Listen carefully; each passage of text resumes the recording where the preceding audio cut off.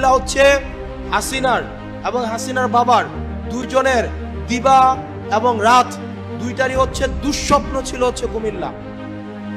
আগামী জাতীয় সংসদ নির্বাচনের আগে কুমিল্লা নামে একটি পূর্ণাঙ্গ বিভাগ করা হবে বলে ঘোষণা দিয়েছেন জাতীয় নাগরিক পার্টির মুখ্য সংগঠক হাসনাত আব্দুল্লাহ।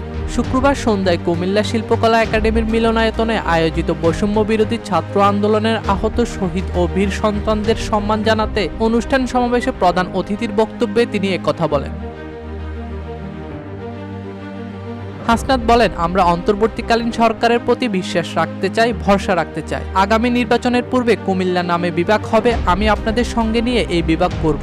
তিনি আরো বলেন, এই কুমিল্লার উন্নয়ন ও অগ্রগতির প্রশ্নে আমরা সবাই দলমত নির্বিশেষে একসঙ্গে থাকতে হবে। কুমিল্লার মানুষ অতীতে দলমতের ঊর্ধ্বে নেতৃত্ব দিয়েছে, এবারও সেটি প্রমাণ করতে হবে।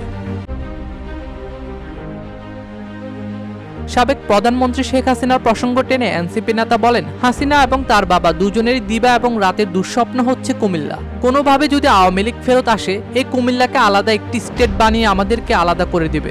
কুমিল্লা দীর্ঘদিনের অবহেলিত অবকাঠামো উন্নয়ন, শিল্পায়ন ও কর্মসংস্থান প্রসঙ্গে হাসনাত বলেন, বহুদিন ধরে বন্ধ থাকা কুমিল্লা বিমানবন্দর চালুর বিষয়ে আমরা পর্যালোচনায় রেখেছি। একই সঙ্গে ইপিজেড এর সম্প্রসারণ, দক্ষ জনশক্তির গঠন, কারিগর প্রশিক্ষণ কেন্দ্র স্থাপন সহ আরও কিছু যৌক্তিক দাবি ধাপে ধাপে বাস্তবায়নের পথে রয়েছে। তিনি অভিযোগ করে বলেন, কুমিল্লা বরাবরই রাজনৈতিকভাবে শক্তিশালী হলেও জাতীয় সিদ্ধান্ত গ্রহণ প্রক্রিয়ায় বারবার বঞ্চিত হয়। নেতৃত্বের সময় আমরা সামনে থাকি, কিন্তু প্রাপ্তির সময় আমরা থাকি না। এই প্রবণতা বদলাতে হবে।